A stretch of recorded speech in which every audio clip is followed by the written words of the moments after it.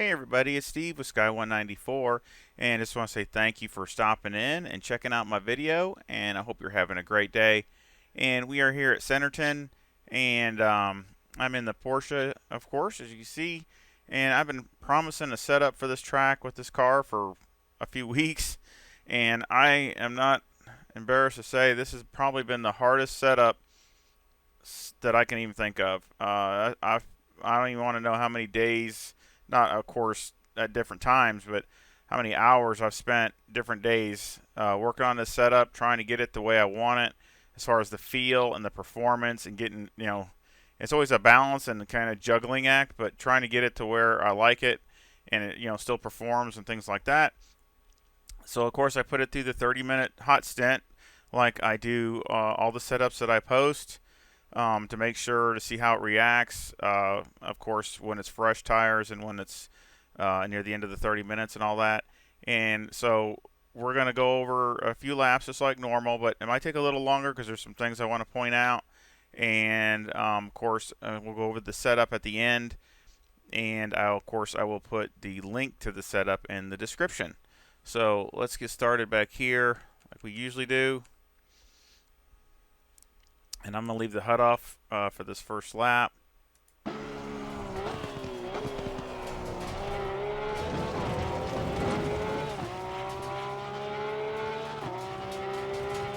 these are just the thing. I'm not saying this is the be-all get-all as far as the setup, or not the setup and everything else. I'm just saying this is how I do it. These are just my points that I shoot for, and points on the track and things like that. I'm sure other people have other ones, but this is just to kind of help you out. But right, coming up here on the arrow, right when I'm coming up here, or you can use this orange here to the left if this is gone, but it'll be before that. I'm usually on the brakes and downshift to fourth, and as I go through here, whoops, oh, I messed that up. I usually try to hug this like almost like a double apex. Hug it kind of close and then let it drift out wide and then come back again. So let's see that at normal speed. So I try to come in kind of close and let it drift a little bit and then bring it back a little bit, and it just perfect. And then the second number 2 marker there is usually I use for brakes there. And of course, you always want to brake in a straight line here, except for a few corners. So again, let's go back over this. I want to make sure I communicate this really well because it can really make or break your lap. Of course, right here, I'm on the brakes right there. Like I said, the number 2. This is definitely one that you could brake all the way in and even trail brake a little bit going into the corner. So this is one that you can do a little bit because it's so tight, basically probably the tightest turn on the whole track. So basically a hairpin. Or you might just want to just barely drag the brake, but there's other ones like this coming up here. You just want to hit the brake and get off. Boom, get off. Try not to get too far out because it's pretty rough on these runoffs here. And then right before the 1, between the 2 and the 1, I'm on the brakes.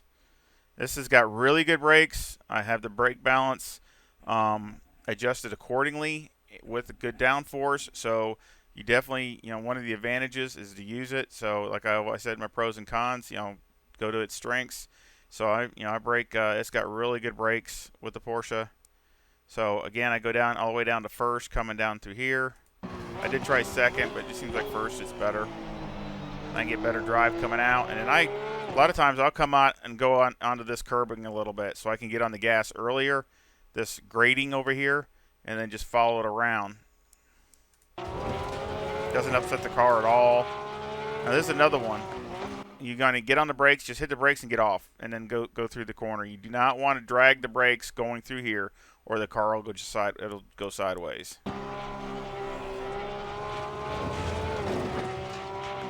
Now this one is, again, hard on the brakes. You can trail brake a little bit going into here.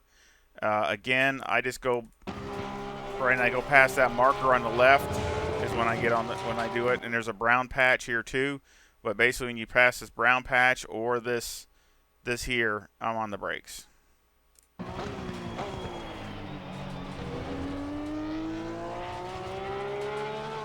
And of course, I get up on this green. I'm using every bit I can because I wish this thing was about out to where this is.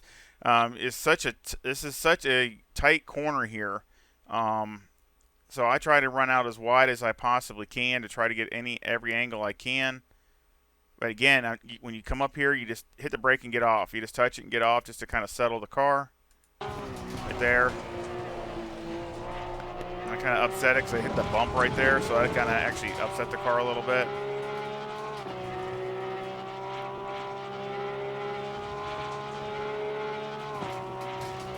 And this one, I brake right. As you saw, right when I was going by the number 1, I'm on the brakes, and you can keep it pretty straight, and then late apex going in there, and just get off and let the car just coast through there. And sometimes you can even give it a little gas if you have to, but a lot of times I'll get off the brake and just let it go through there. And then I go down to first. Now you want to get all the way to the left as you can. This is pretty rough over here to the left. So I've been over there before, and it just, I don't know, it seems like it upsets the car a lot, but, you could be right here on the, I could be over even a little farther. Try to be over all the way to the left, so it just gives you a better shot, a better angle. Right there. And then that way you're on the gas early and staying off that curve on the left there. Now here, you just want to touch the brake and get off. You don't want to, you shouldn't have to get on the brakes for any kind of time. It's pretty much just to settle the car. But one thing I have to show you on the timetables, I lost it once. You do not want to get on the inside of this curb. I mean, if you touch the curb, it's good, but if you get over here and if your tires get off into this at all, you're probably going to end up either wrecking or mega sideways because it's just so bumpy. So you definitely don't want to get on the grass or the dirt. You want to, if you just touch the curbing here. You can run it wide if you have to there. And then here, this is to me one of the hardest parts of the track, just because it seems so simple, but it's a very one groove deal here. If you get anywhere over here out in the gray, you can feel it. The car, you're going to have to wait. You're going to have to back off because the car is going to slip out. The back end's going to come out. You got to be able to get more grip on the inside here where the rubber is, but again, you got to be very careful and really feel the car going around and not try to overdo it. And then, of course, I usually count 3 or 4 cones over here, then I downshift and try to get the car straight before you really get hard on the brakes. Otherwise, if you're cornering and you get on, the car's just going to come right, the back end's just going to come right around on you, and then you're going to go off, sliding off into the grass. So you're going to come through here. And like I said, I usually do 3 or 4. And see, I'm on the brakes right there. And see, I'm straight. I'm straight, and I'm trying to stay to the left. And then come in. Of course, you go down to first.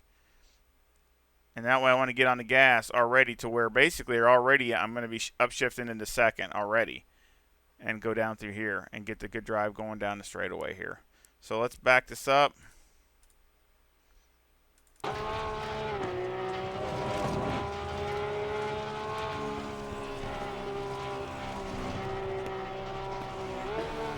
Downshift it, and I'm already in second before I get the end of the curbing. So let's go inside.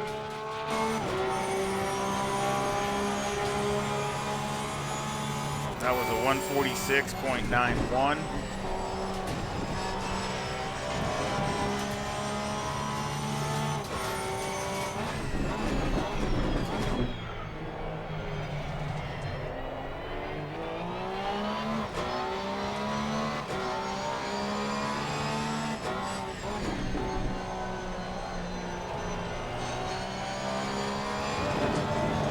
Porsche sounds great. Great sounding car.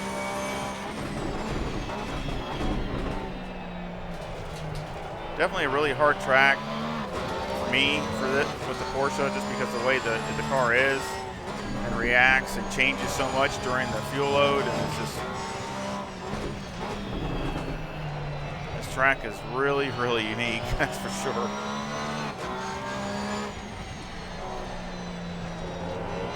That did better. I didn't get into that bump, hit the bump there.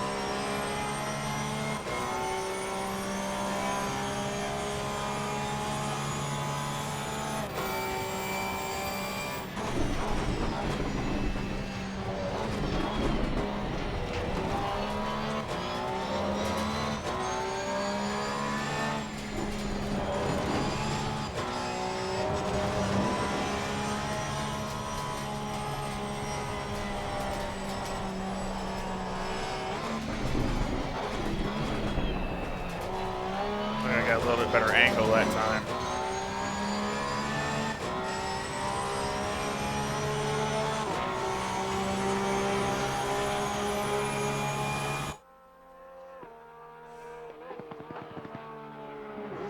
That was a 146.86.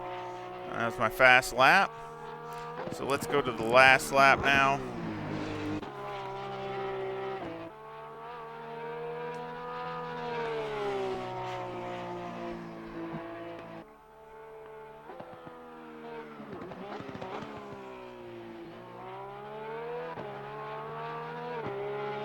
Of course, you can see I still have 19 liters left. I started with 65. That's my minimum.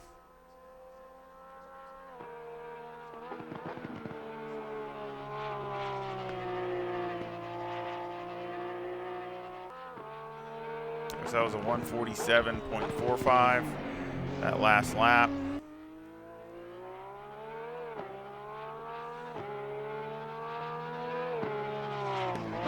But you just gotta, like I had to anyway. It took me, just to really kind of train myself on what corner I could be more aggressive with the brakes and more, where you just got to go straight and that's it.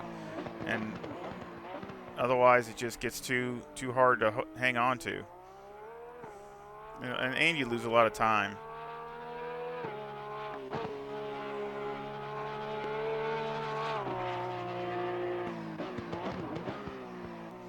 Actually, I went through there in first, just because you get to where everything's worn and you're just trying to get through there without the second gear. You're kind of dragging through there.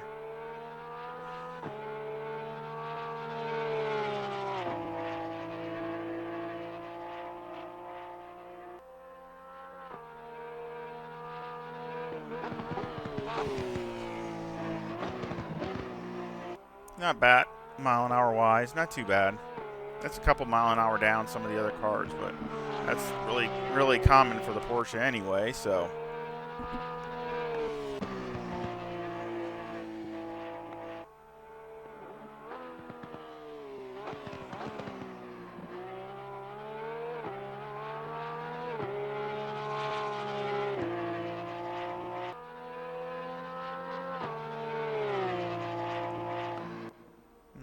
That's the last lap for 30 minutes, and that was a 147.75. So, that within a second of my fast. So, I mean, that's decent. I mean, it's not awesome, but it's decent. So, I'm happy with that. Let's go to the garage and look at the setup. And I got 25.6 left front, 25.5 left rear, 26.8 right front, and 26.6 right rear. The toe is -0.1 on the front with the camber at -3.6. And this is one of the things that'll get you is the negative camber on the front and front and rear of the car. Because what happens is you set it to what you think is okay or what you need to. But like that long right-hand turn before the finish, before the last quick left, I mean, it'll literally overheat. The left side tire will just dramatically change temperature-wise. And a couple times I went through there and stopped, and there was like a 10-degree difference between inner and outer. So it was, I had too much negative camber. So, but you wouldn't know that if you didn't check it right afterwards, because at any other place it looked okay, the temperatures were fine, but when I was checking it right after that it was, you could see it in the on the listings over here. So basically, it helped by closing that up a little bit, and then of course also the caster. You know, you really didn't need, I didn't need to have so much caster in it with this time, so I took some of that out. So again, you know, I got 3.6 negative 3.6 on the front and 9 on the caster on the front, and on the rear the toe is .2, which is a little more than I usually run, but it needed it. And then camber was -3, and again I had to do the same thing. That's at maximum. You don't really want to run any more than that with this setup. Electronics are 3, 6, and 3. Fuel, I had 65 liters, and I had moderate graining on the front and light graining on the rear, but it was still running decent at the end. So, you know, I'm not going to save the tires for anything. So I don't, you know, as long as it was still performing at the end, it's fine. The wear isn't too terribly off. I mean, 249 there, 243 there. I mean, that's not too bad from front to back, and you know, for the Porsche, I don't think it's too bad. Now, this was the other set I actually tried, and this was about this was about not quite a half a stint through. And you see, it just had light graining on the front, but there were some things I didn't like, and so I changed it. So, but anyway, mechanical I had 4 on any roll bar. 54 on the brake bias. Again, I got them very aggressive with the brakes, but you know you need it with with the heavy braking zones here. And then the wheel rate, the springs in the front are 141,500. The bump stop rate is 900 on the left side and 800 on the right side, and the bump stop range is 10 on the front. On the rear, the springs are 193,000 with a bump stop rate of 600 on the left and 500 on the right, and a bump stop range of 24. The anti-roll bar is 3, and the preload on the diff is 40. And I have been everywhere on all this stuff. Springs all over different places trying to find out. Now, you might want to try to go down 1 click on the front springs, and it might help a little bit with the graining.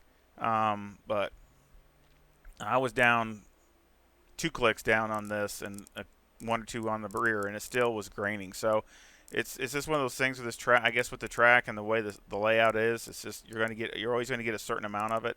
So, but I did like the performance of this spring package more than the softer ones. It was more precise, and the car didn't feel like it was going to lose control. So I kind of went with that.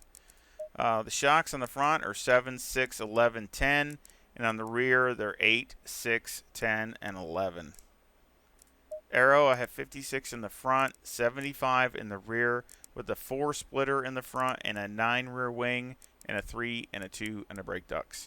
Front aero variation is 2.0, and I've been there all over the place. I've had this higher, the front end higher. I've had the rear ride height higher, less wing. I've had everything everywhere. So tried lots of different combinations, but this seems to be the best for right now for the as far as consistency, and it still has some really great performance when your tires are fresh.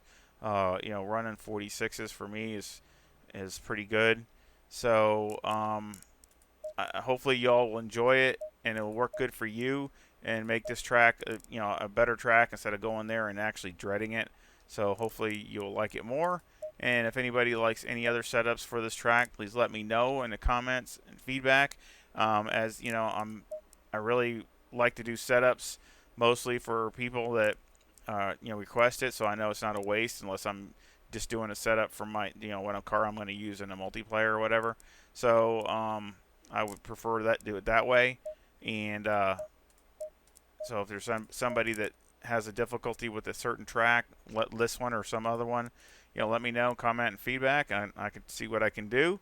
And I sure hope you give me a thumbs up and subscribe. I know we have a lot of people that view the videos and they're not subscribing, so please consider subscribing so you can support the channel.